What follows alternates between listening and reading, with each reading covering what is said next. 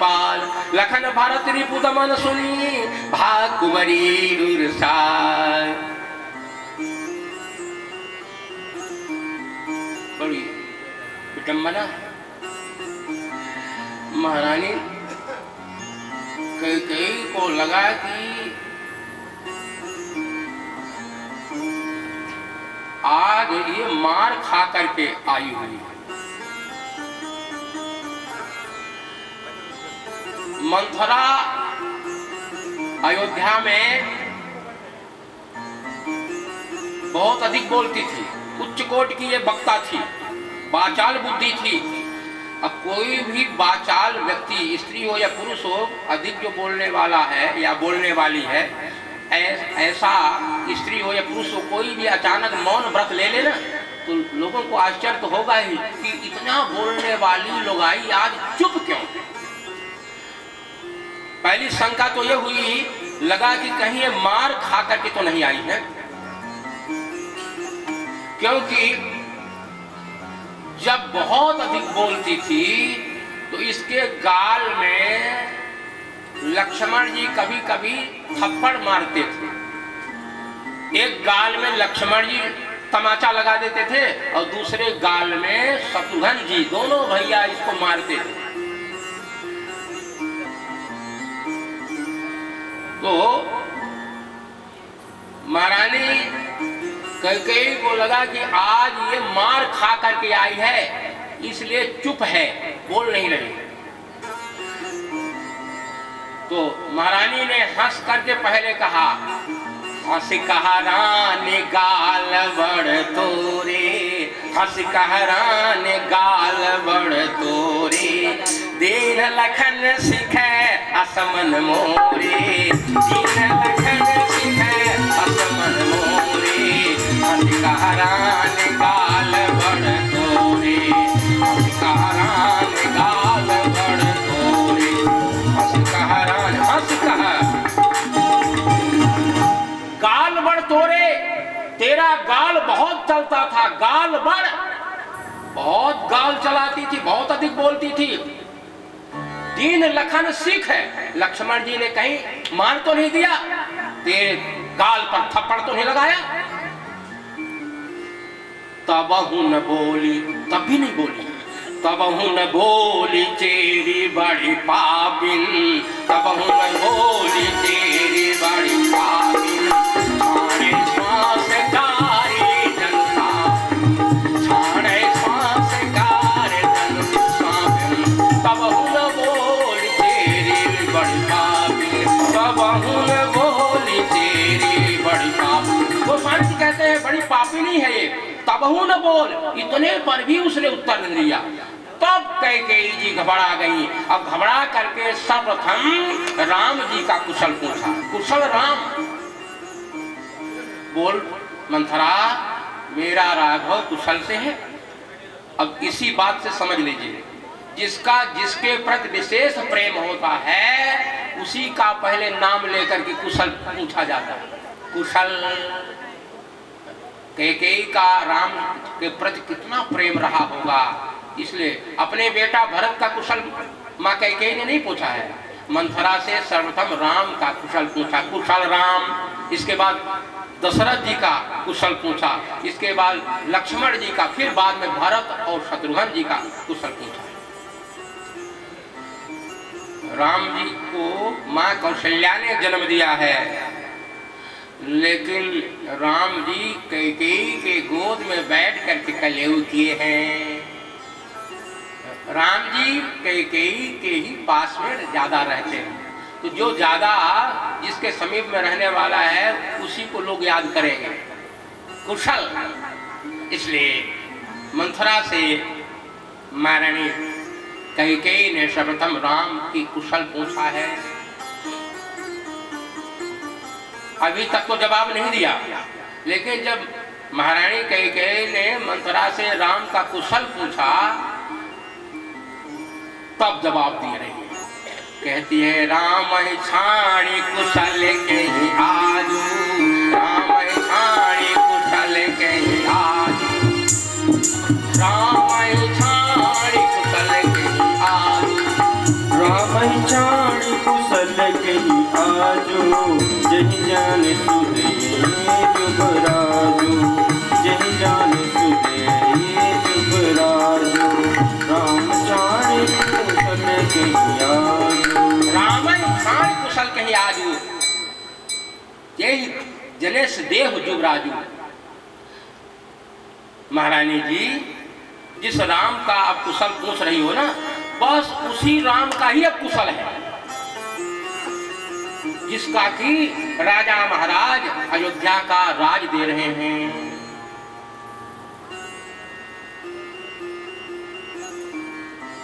महारानी जी, अब तो आपका कुशल गया, भरत जी का कुशल गया, अब तो राम जी का कुशल है, कौशल्या जी का कुशल है। महारानी जी, आपको पलंग में सोना बहुत आता है ना, आपको नींद बहुत आती है ना, लेकिन आपको पता अभी नहीं कि अयोध्या में क्या हो रहा है। राम जी का राज्याभिषेक देख करके, राम जी का राज्याभिषेक सुन करके महारानी कैकेयी नाचने लगी। मंथरा, तूने तो बहुत सुंदर समाचार सुनाया है।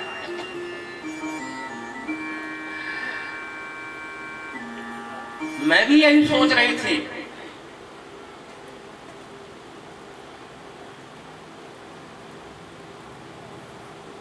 अगर तेरी बात सच हुई ना, तो जो तू कहेगी तुझे मैं वो पुरस्कार दूंगी। मंथरा ने कहा कि महारानी जी, एक बात मैं पूछूं? बोलो दासी। मंथरा ने कहा कि ये जो समाचार है आज ही आपको मिला है कि इसके पहले भी, पूर्व में भी कोई जानकारी मिली कि नहीं? आपको कोई जानकारी मिली हुई है कि नहीं? कैकेयी जी ने कहा कि मुझे कोई जानकारी नहीं मिली, कोई समाचार नहीं मिला है। मंथरा ने कहा कि महारानी जी, यही तो बात है, आज 15 दिन से तैयारी हो रही है। भयो पाख दिन सजत समाजू, भयो पाख दिन सजत समाजू। आज 15 दिन से ये तैयारी चल रही है। सुधिपाई मोही, सुधिपाई आज मोही सन आजू। आज आपको इस बात का खबर मिला, आज आपको समाचार मिला, आज 15 दिन से तैयारी हो रही है।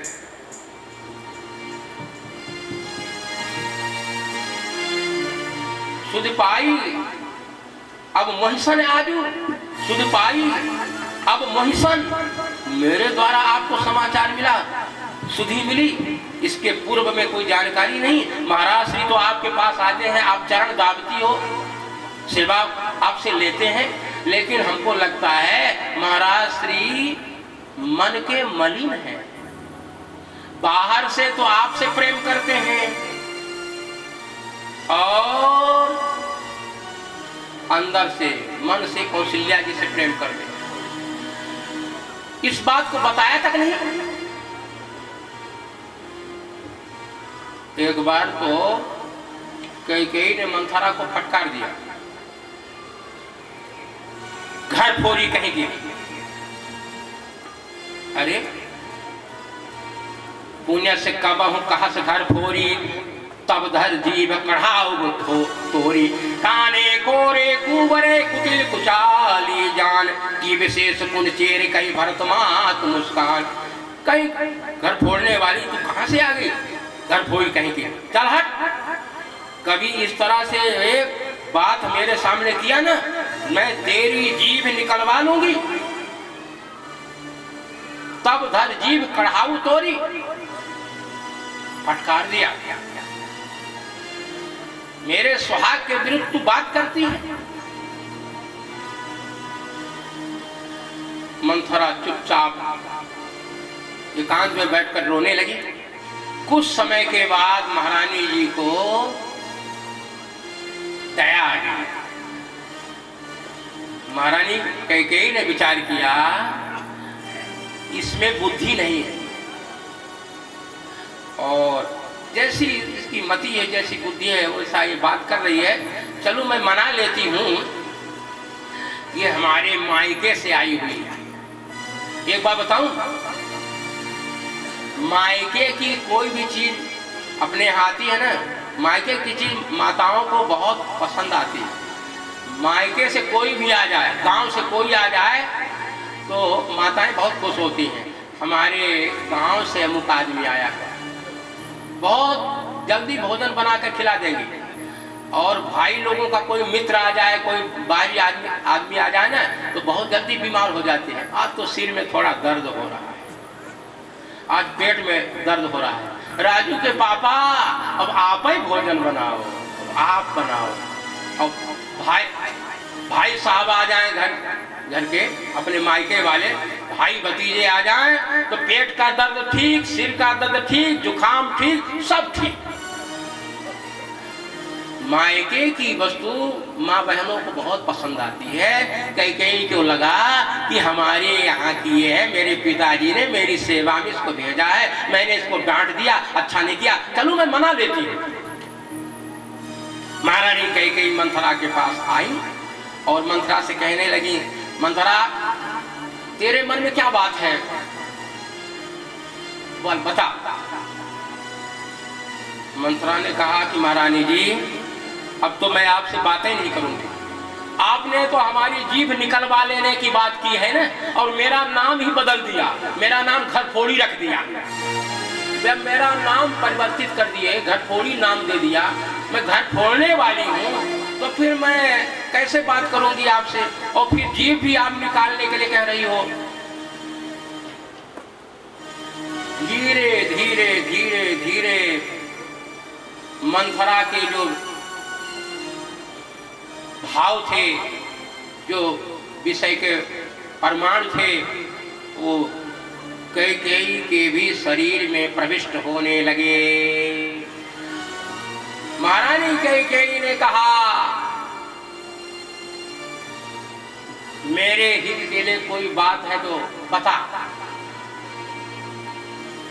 मैं तेरे कहने से पति का त्याग कर सकती हूँ, तेरे कहने से विष खा सकती हूँ, तेरे कहने से देश छोड़ सकती हूँ। अगर मेरे हित के लिए कोई बात कुछ कहेगी तो क्यों नहीं मानूंगी। मंथरा समझ गई, अब बात हमारी यहाँ चल जाएगी, अब बात हमारी लग जाएगी। मंथरा ने कहा, महारानी जी ये बताओ, जब राम जी राजा हो जाएंगे और जब वो राजा हो जाएंगे तो लक्ष्मण जी खजांची बन जाएंगे, सहायक बन जाएंगे, फिर भरत के लिए क्या होगा।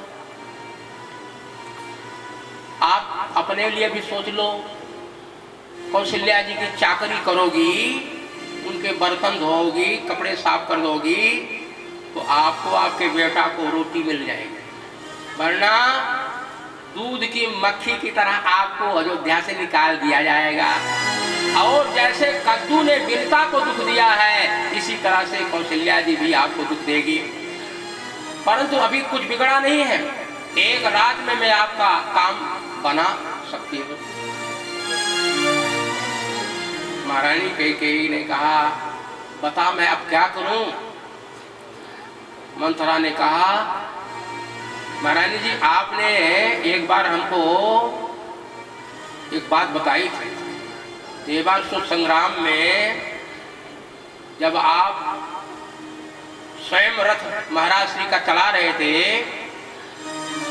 और रथ की धुरी जब निकल गई थी तो आपने अपना एक हाथ उस धुरी में लगा करके महाराज श्री का प्राण बचाया था।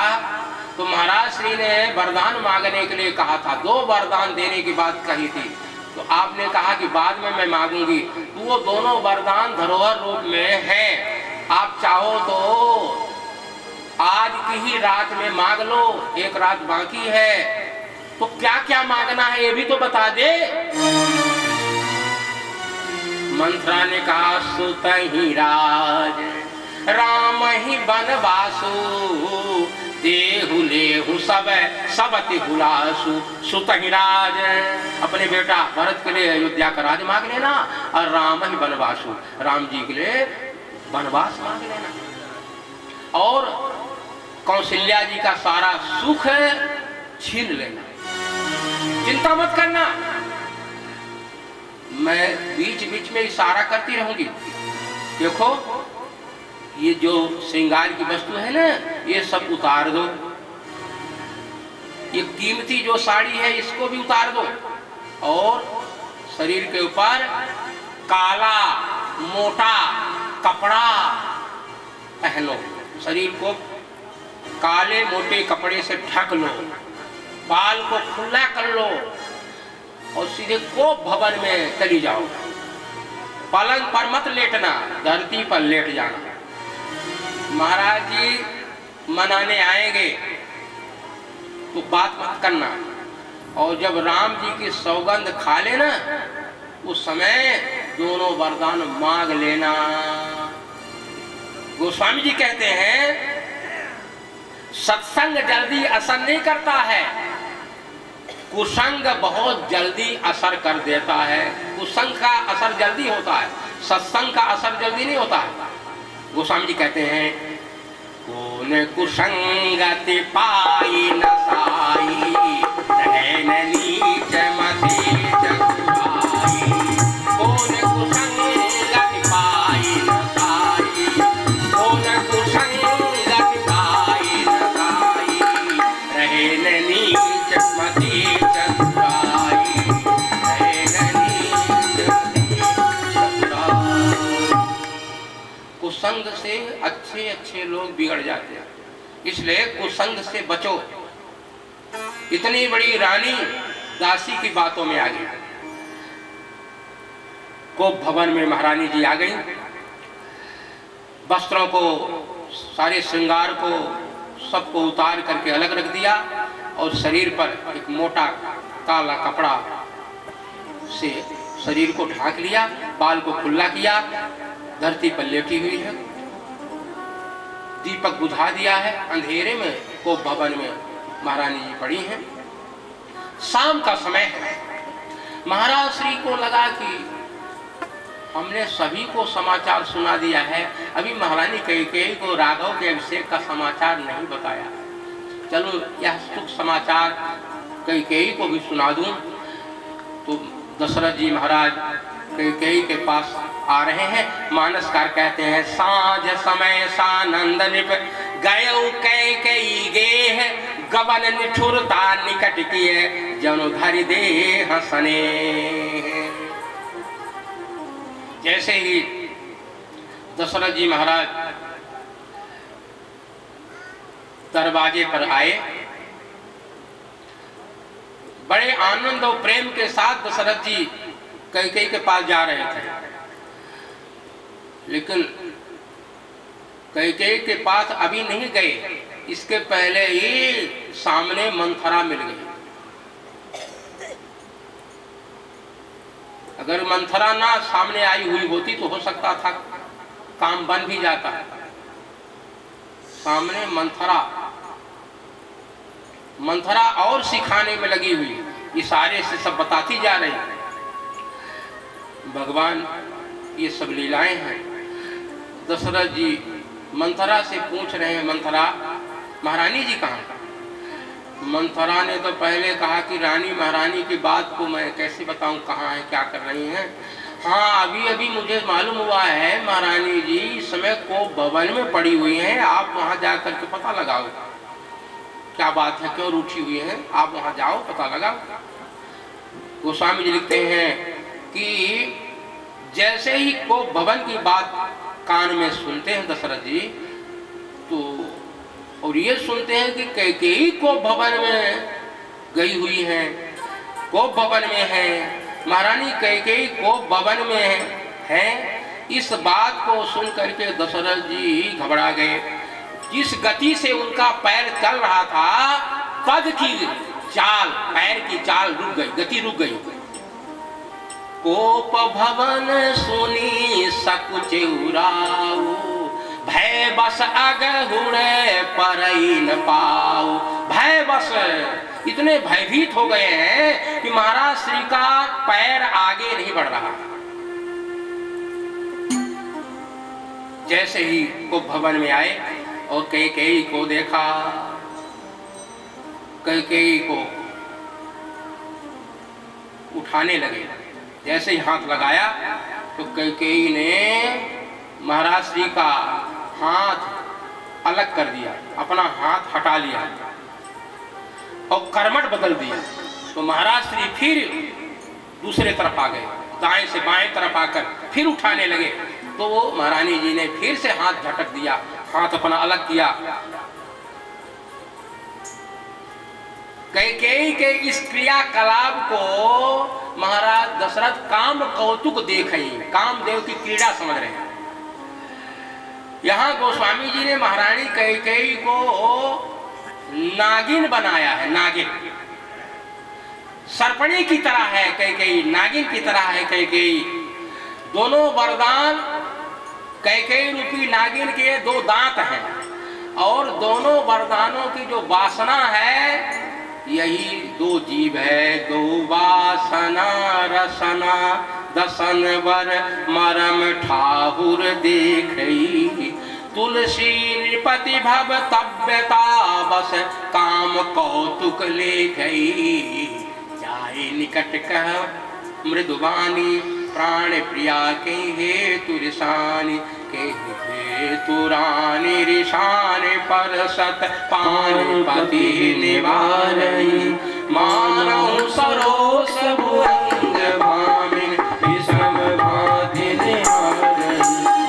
वासना रसना दसन मरम ठाकुर देखई, तुलसी नृपति भव तव्यता काम कौतुक ले गई। तुलसी नृपति भव तव्यता काम ले गई।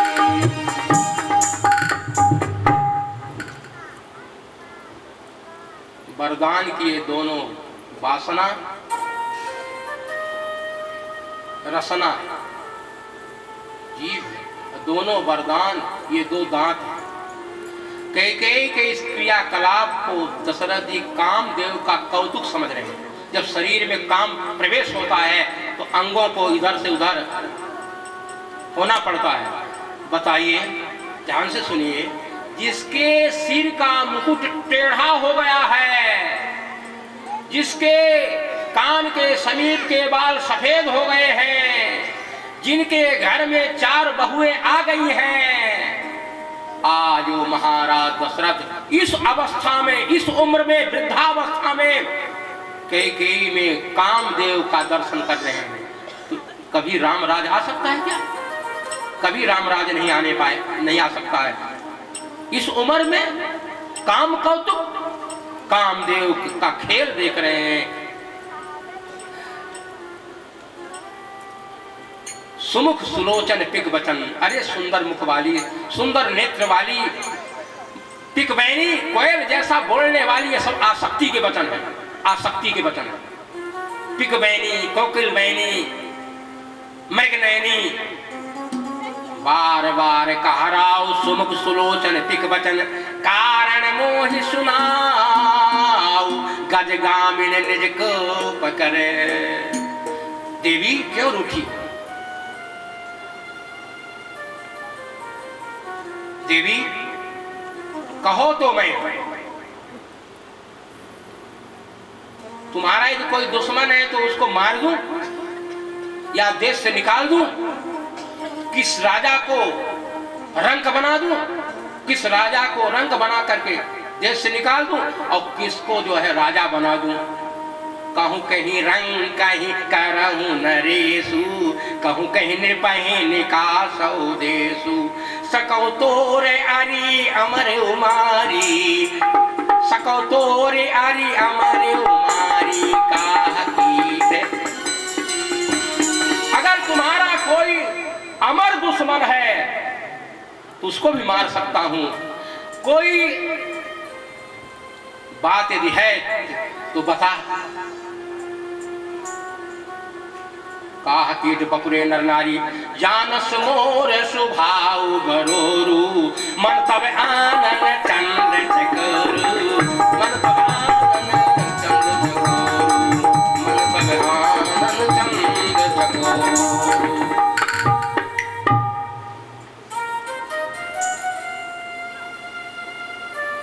देवी, मैं श्री राम का राज्याभिषेक कर रहा हूं। इस मंगल प्रसंग में तुम्हारी कोई इच्छा यदि मांगने की हो तो मांग सकती हो। महारानी कैकेयी ने कहा, ये बात तो आप कई बार कह चुके हो।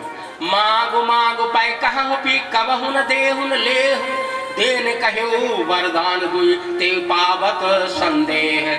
आप बार बार कहते हैं, कई बार ये बात कह चुके हैं, मांग ले मांग ले मांग ले, लेकिन खाली कहते हैं, कभी देते लेते नहीं।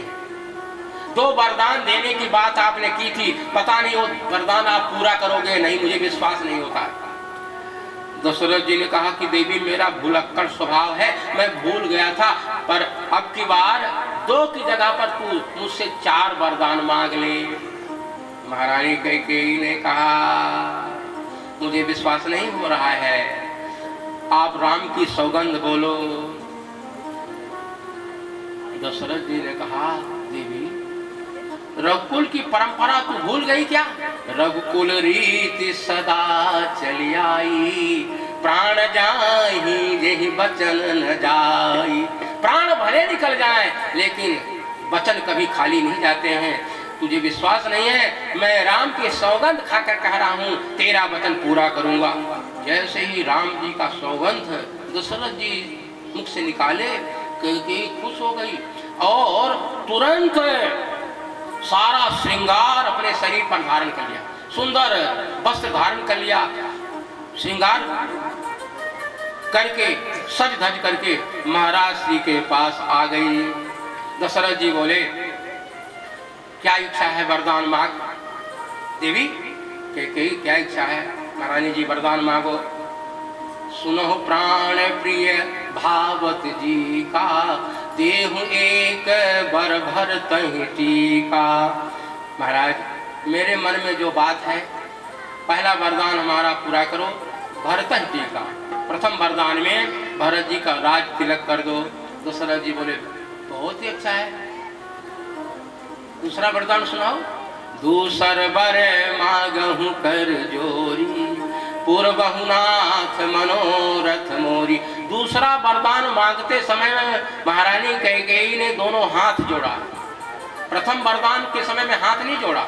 दूसरा वरदान जब मांगने का वक्त आया तो दोनों हाथ जोड़ करके कहने लगे, पूर्वहु नाथ मनोरथ मोरी। ये महाराज मेरे मनोरथ को आप पूरा करिए। क्या मनोरथ है देवी? बोलो, मांगो वरदान। महाराज दशरथ बोले, मांगो।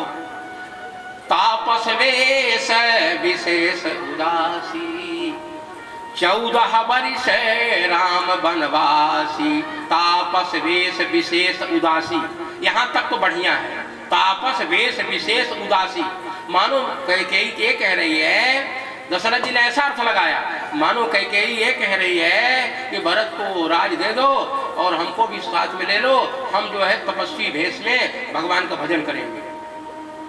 लेकिन चौपाई की जो आगे वाली अर्धाली है ना, ये अर्धाली तो रुला दिया सबको। क्या कहा? राम का नाम ले लिया। 14 वर्ष राम बनवासी। तपस्वियों का भेष बना करके श्री राम 14 वर्ष वन में निवास करें। इस चौपाई को, इस अर्धाली को तुलसीदास जब लिखे होंगे तो उनकी भी कलम रुक गई होगी।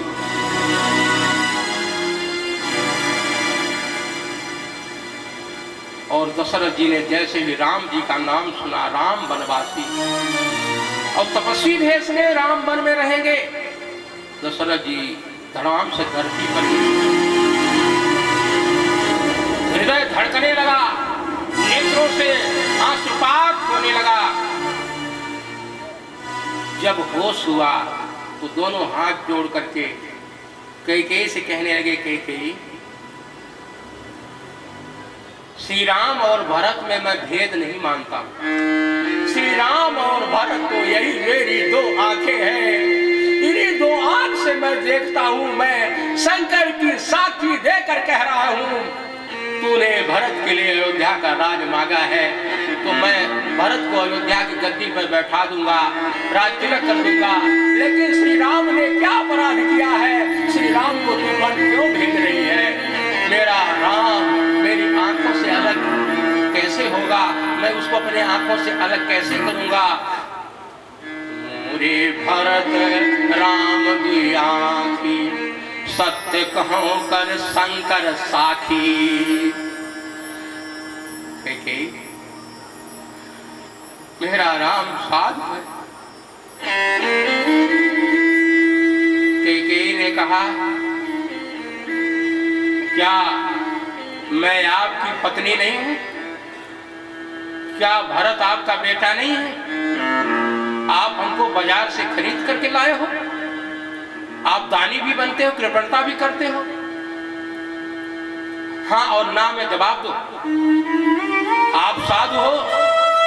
आपका बेटा राम साधु है, कौशल्या जी साधु है, आप सब लोग साधु हो, आप लोगों की साधुता मुबारक हो। लेकिन मैंने और मंथरा ने जो निर्णय लिया है वही होगा। होत प्रात मुनि वेश धरी, जोर राम बन जाए। होत प्रात मुनि वेश धरी, जोन राम बन जाए। मोर मरण राउर अजस, निप समझिए मन माही। यदि प्रातः काल होते ही श्री राम वन का मार्ग नहीं पकड़ लिए तो मेरा मरण होगा और अबजस के पात्र आप बनोगे।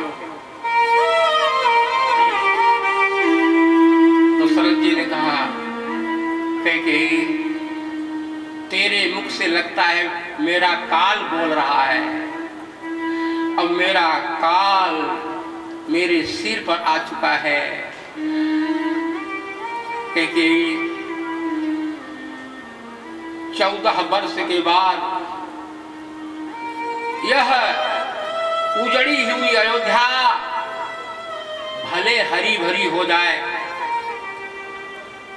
शायद 14 वर्ष के बाद श्री राम अयोध्या की गद्दी पर भले बैठ जाएं, लेकिन दो बातों का कभी अंत नहीं होगा। एक तो मेरा पश्चाताप और दूसरी बात तुम्हारा कलंक। ये मरने के बाद भी मिटने वाला नहीं है। तोर कलंक मोर पछताऊ, मुए न मिटी न जानी काऊ। अब तो नीक लाग कर सोई, लोचन ओट बैठ मुँह बोई। अब तुमको जो कुछ भी अच्छा लगे वो कर, लेकिन मेरी आंखों से अलग हो जा। अब मैं तुझे देखना नहीं चाहता हूँ। मेरा ये शरीर छूट जाए तो मेरे इस मृतक शरीर का स्पर्श मत करना। अरे अभागनी, अंतिम समय में तू पश्चाताप करेगी। ऐसा कह करके दशरथ जी महाराज धरती पर मूर्छित होकर के, अचेत होकर के गिर पड़े।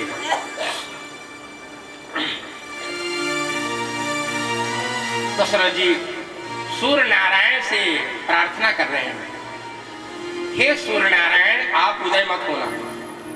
हे शंकर जी, हे भोलेनाथ, भोलेनाथ से प्रार्थना कर रहे हैं, हे भोलेनाथ आप कृपा करो, मेरा राघव अयोध्या को छोड़ करके बन ना जाए।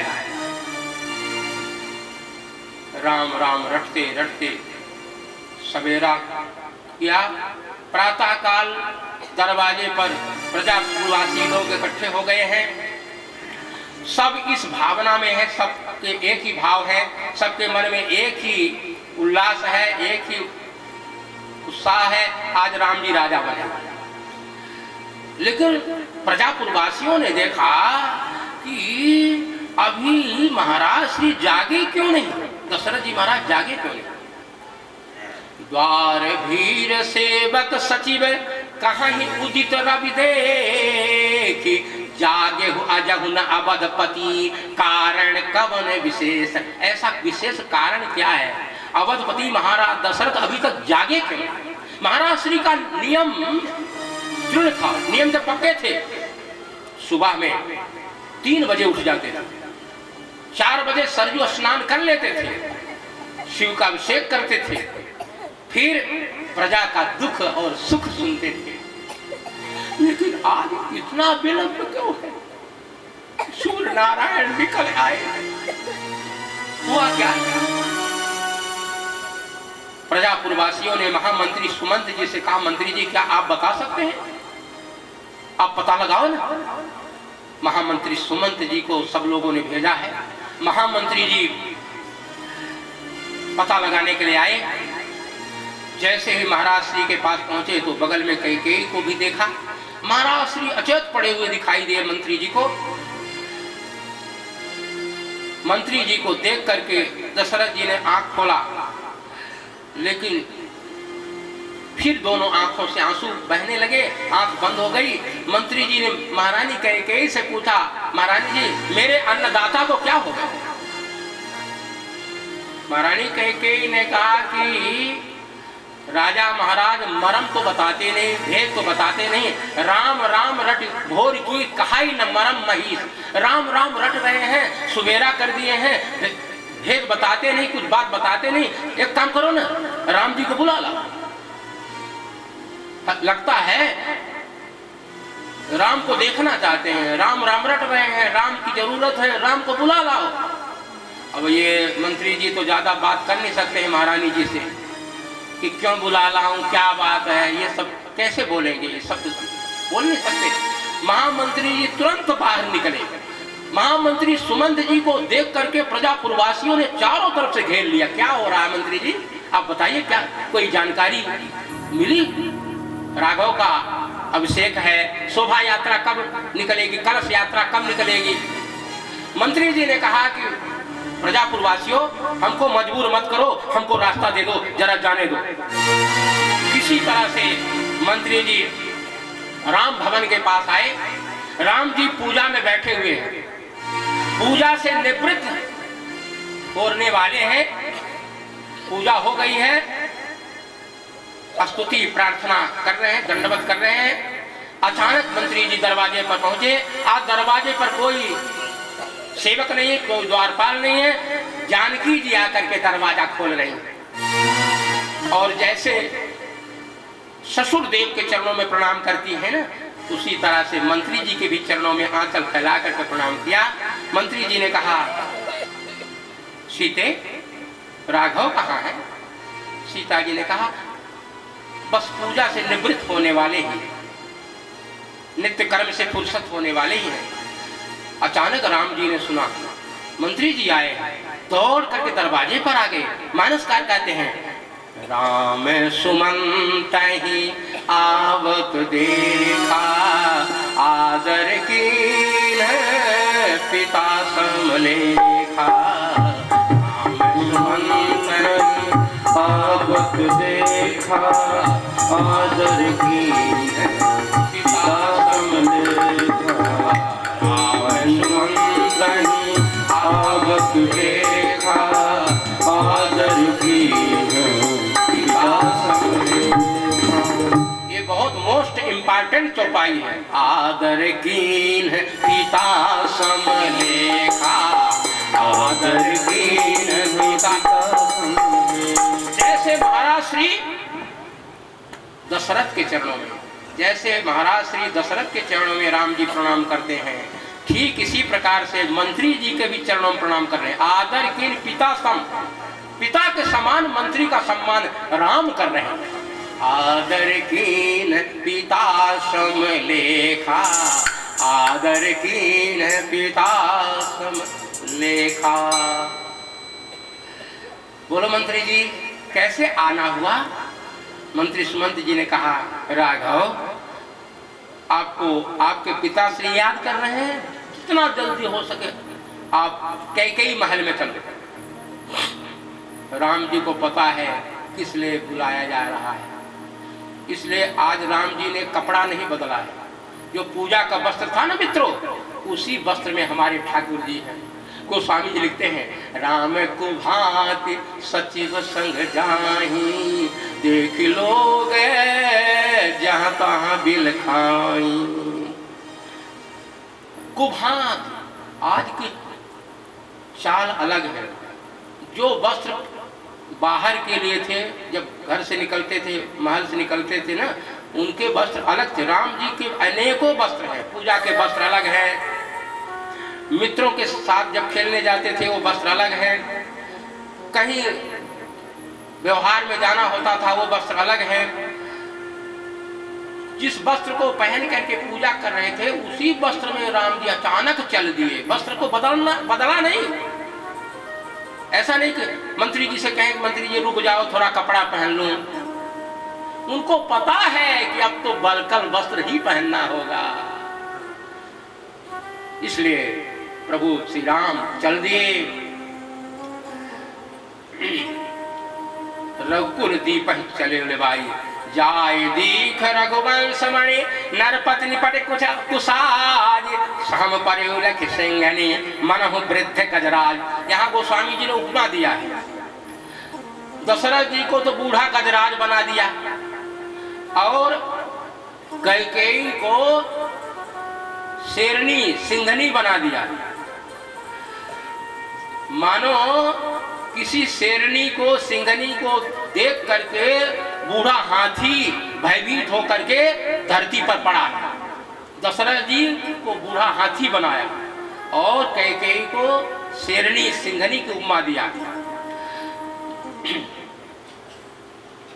राम जी ने पिताजी के चरणों में प्रणाम किया। दशरथ जी महाराज ने नेत्र खोल करके एक बार राम को देखा, लेकिन नेत्रों से इतने आंसुपात हुआ कि दोनों आंखें बंद हो गई।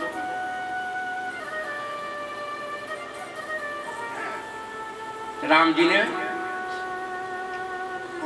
मां कैकेयी से पूछा, मां मेरे पिताजी के दुख का कारण क्या है? कैकेयी ने कहा, बेटा राम,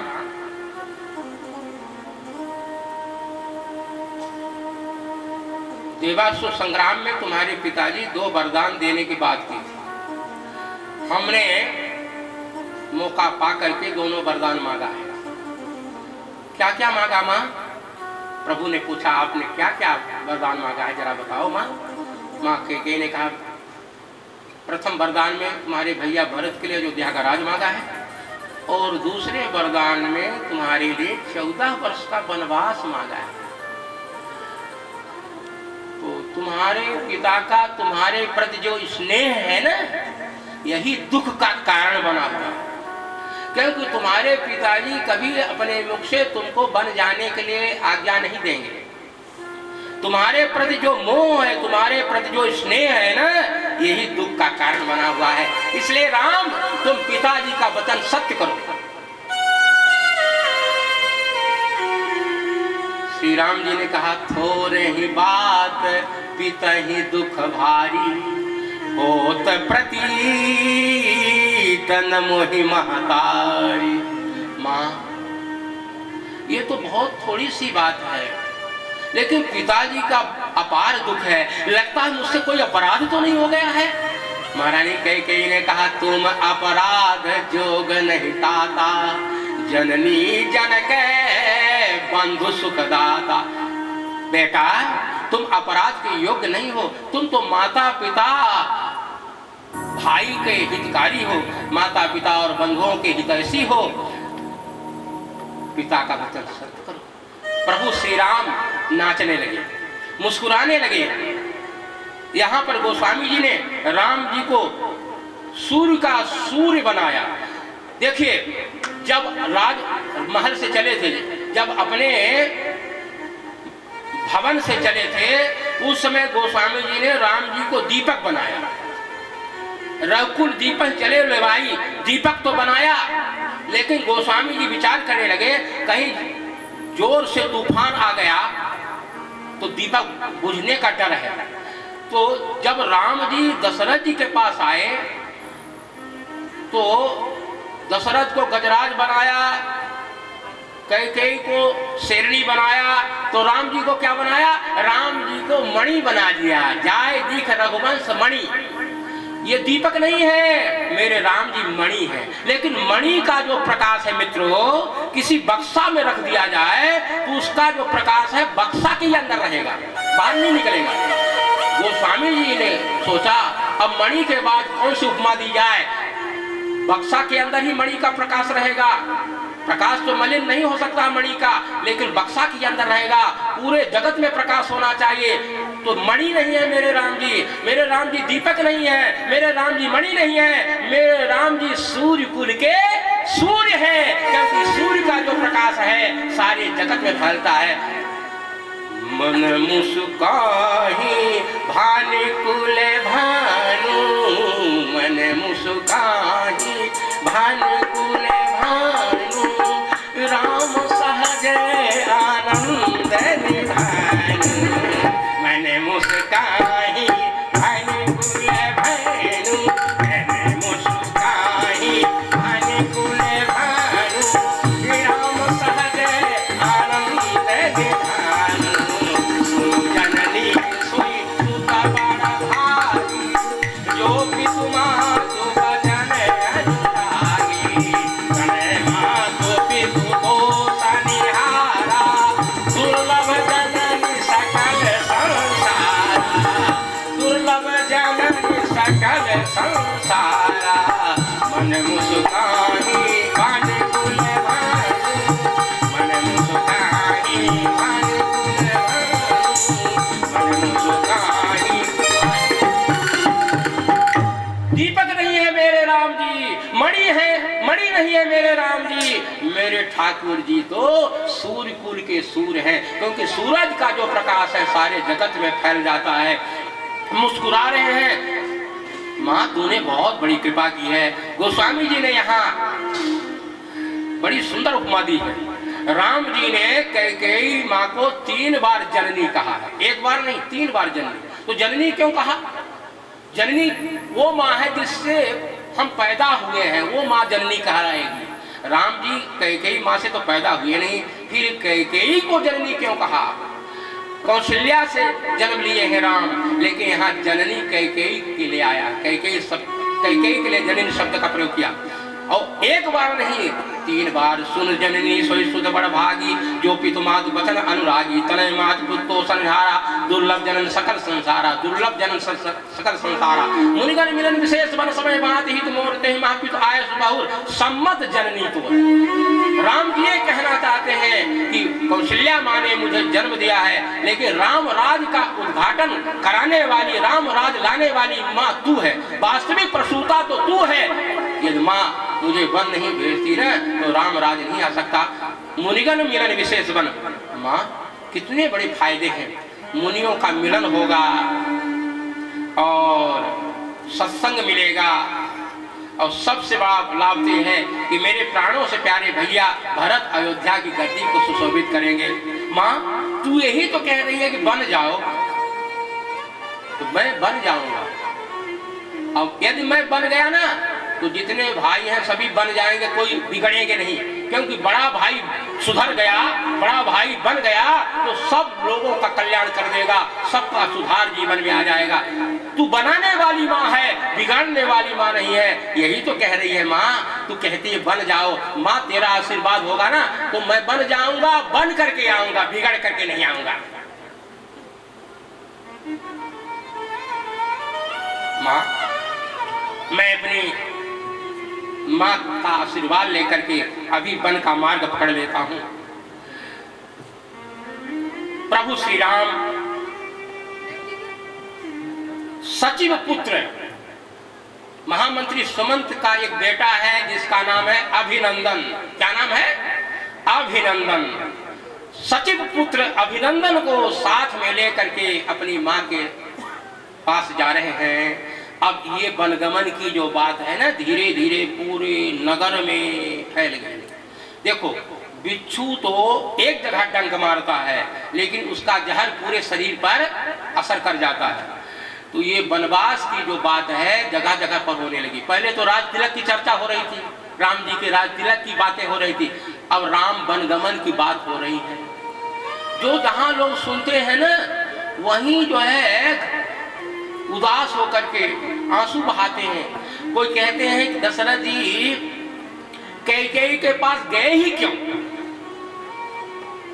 सीधे राम जी का राज तिलक कर देते। नवयुवक लोग जो थे जवान छोकरे आवेश में आ गए। नवयुवकों ने कहा इसमें हो सकता है भरत की भी सम्मति, हो सकता है ननिहाल जाते समय में भरत ने अपनी मां से ऐसा कहा है, तभी कैकेयी ने भरत के लिए राज मांगा और राम के लिए वनवास सुनाया। हो सकता है इसमें भरत की सम्मति हो। जब नवयुवकों ने ये बात की तो बुजुर्ग लोग समझाने लगे। जो बुजुर्ग हैं, सियाने लोग हैं, बुजुर्गों ने कहा कि नवयुवकों ऐसी बात मत करो।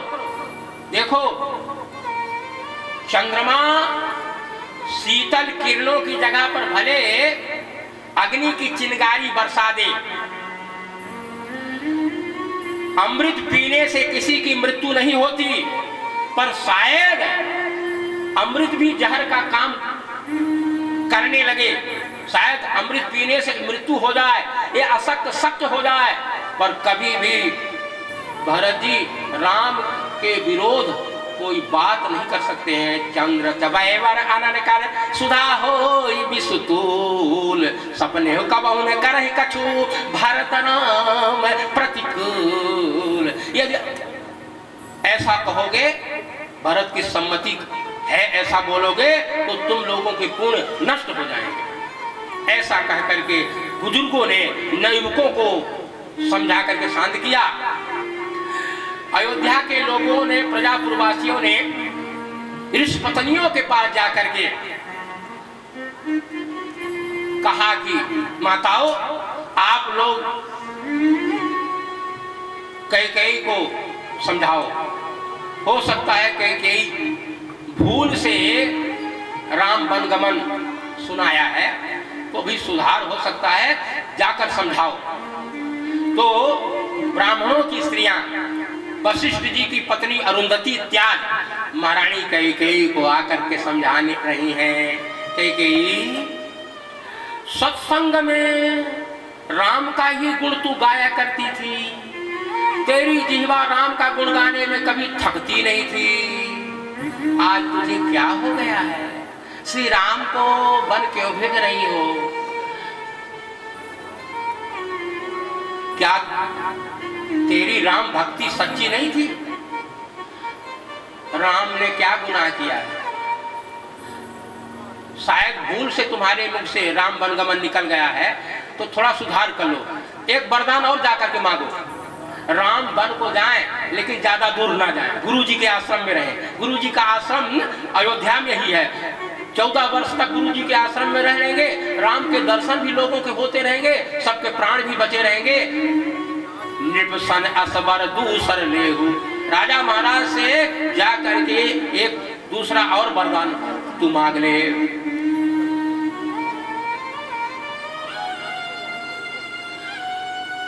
कैकेयी, जरा बाहर तो देख, अयोध्या के नर नारियों की क्या दशा हो रही है, पशु पक्षियों की क्या दशा हो रही है। अरे एक बार आंखें खोल करके देख तो, दया कर। क्यों अयोध्या को अनाथ कर रही है? तू क्यों उजाड़ रही है? कैकेयी, विचार बदल दे तू। महारानी कैकेयी ने कहा कि मैंने पहले से जो निर्णय ले लिया है वही होगा, आप यहां से जा सकते हैं। ऋषि पत्नियों ने कहा, इतना तेरा हृदय निष्ठुर हो गया कैकेयी, तो सुन ले, मैं भविष्यवाणी कर रही हूं। यदि श्री राम वन को जाएंगे तो क्या सीता अयोध्या में रहेगी? सीता भी राम के साथ वन को जाएगी, वो भी यहाँ नहीं रहेगी। और राम जी सीता जी ये वन का मार्ग पकड़ लेंगे तो क्या लक्ष्मण जी अवध में रहेंगे? वो भी यहाँ नहीं रहेंगे, वो भी सीताराम जी के साथ चल देंगे। और जिसके लिए तूने इतना षड्यंत्र रचा है ना, वो तेरा बेटा भरत के अयोध्या की गद्दी पर बैठेगा, वो भी नहीं बैठने वाला है। और श्री राम लक्ष्मण जानकी जब ये तीनों वन को चले जाएंगे तो तुम्हारा, कौशल्या जी का, सुमित्रा जी का सिंदूर मिट जाएगा।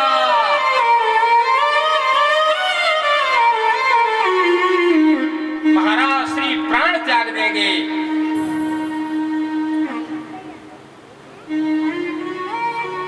ऐसा भविष्यवाणी करके ऋषपत्नियां वहां से विदा हुई। किसी भी ऋषि का, किसी भी महात्मा का, किसी भी मुनि का कभी भूल से भी अपमान मत करना। जहां संतों का अपमान होता है अकाल पड़ता है। मेवाड़ के लोगों ने मीरा जी का बहुत अपमान किया था। परिणाम ये हुआ कि मेवाड़ में निरंतर कई वर्षों तक अकाल पड़ गया। भगवान सब कुछ क्षमा कर देते हैं, पर संतों का अपमान कभी नहीं क्षमा करते। भगवान कहते हैं संत मुझसे बड़े हैं, मैं संतों का दास, संत मेरे मुकुटमणि। भूल करके भी, स्वप्न में भी कभी भी किसी भी संत का अपमान मत करना। कैकेयी ने इन ऋषपत्नियों की बात नहीं मानी। संतों की बात ना मानना यही अपमान है।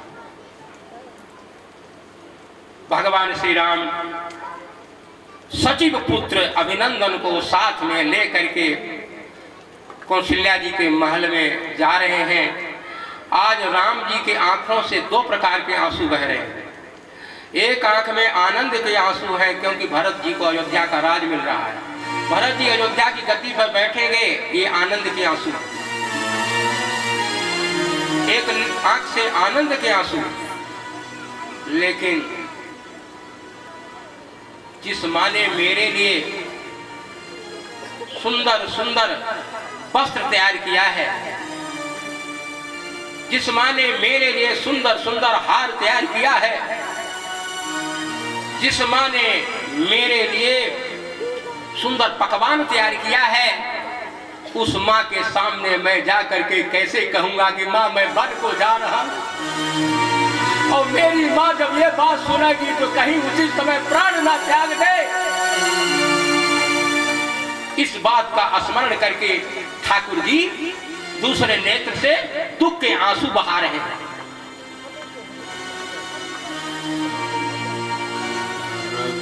रघुकुल तिलक जोरी दो हाथा, मुदित मातु पद नाय उमा था। दोनों हाथ जोड़ करके ठाकुर जी ने माँ कौशल्या के चरणों में प्रणाम किया। कौशल्या जी ने कहा, बेटा आज तो तेरा राज तिलक है, अभी तैयार नहीं हुआ क्या? बेटा देख, तुम्हारे लिए मैंने कपड़ा बनवाया है, कौन सा वस्त्र आज पसंद कर रहा है बेटा? ले देखो, इन वस्त्रों को देख लो बेटे, वस्त्र धारण करो बेटा। लाल, मैंने तुम्हारे लिए सुंदर सुंदर हार बनवाया है। लाल, ये वस्त्र पहनने के बाद हार पहनो। बेटा कुछ खा लो ना, भूख लगी होगी ना। गुरुदेव मुझे डांटेंगे, गुरुदेव कहेंगे कौशल्या तूने लाला को अभी तक तैयार नहीं किया। आज मेरी अयोध्या धन्य होगी, मेरा राघव अयोध्या की गद्दी पर बैठेगा। आज राज तिलक है राघव का, मैं आरती उतारूंगी, मैं धन्य हो जाऊंगी। बेटा जल्दी तैयार हो जाओ, मुझे गुरुदेव डांटेंगे। राम जी ने कहा, माँ मुझे पिताजी ने राज दिया है। माँ कौशल्या ने कहा, हाँ हाँ हमको भी मालूम है, तभी तो कह रही हूँ कि जल्दी तैयार हो जाओ। राम जी ने कहा, माँ राज तो दिया है लेकिन थोड़ा सा परिवर्तन कर दिया है, कुछ परिवर्तन भी हुआ है। माँ तू राम जननी है, जरा धैर्य रखना। ये अयोध्या का जो राज्य है ना, ये बहुत छोटा राज्य है, इसलिए पिताश्री ने सबसे बड़ा राज जो जंगल का राज है वो राज दिया है। पिता दीन मोहि कानन राजू, जहाँ सब भांति मोर बड़ काजू। पिता दीन मोहि कानन राजू, पिताश्री ने मुझे जंगल का राज दिया है। थोड़ा परिवर्तन हो गया है, अयोध्या का राज बहुत छोटा है, इसलिए जंगल का राज दे दिया है। थर थर कांपी कौशल्या जी का हृदय धड़कने लगा, नेत्रों से अश्पात होने लगा, चेहरा बदल गया, चक्कर आ गया, गिर पड़ी, धैर्य धारण किया, उठकर बैठ गई और विचार करने लगी। बेटा, तुम्हारे पिताजी तुमको कभी जंगल का राज नहीं दे सकते। यदि तुम्हारे पिताजी ने जंगल का राज दे दिया है तो मैं तुम्हारी माँ हूं, तुम्हें जंगल थोड़ी भेजूंगी। पिताजी से समझाऊंगी, पिताजी से कहूंगी कि मेरे राघव को वन मत भेजो। बेटा तू बता नहीं रहा है, छिपा रहा है, बात क्या है, असलियत क्या है, रहस्य क्या है। पूरी रामायण पढ़ लीजिए। प्रभु श्री राम ने अपने मुख से कभी ये नहीं कहा कि कैकेयी ने मुझे वनवास दिया। राम जी तो कैकेयी के ऋणी रहे। राम जी ने तो इस प्रसंग को माँ के सामने नहीं प्रकट किया, लेकिन जो साथ में सचिव पुत्र आया हुआ है, नाम हमने बताया भी है, नाम है अभिनंदन। महामंत्री सुमंत का बेटा जो साथ में है अभिनंदन जी, अभिनंदन की तरफ इशारा प्रभु ने किया। अभिनंदन ने इस घटना को माँ कौशल्या के सामने प्रकट कर दिया। महाराज श्री ने वरदान दिया है भरत के लिए अयोध्या का राज, राम जी के लिए 14 वर्ष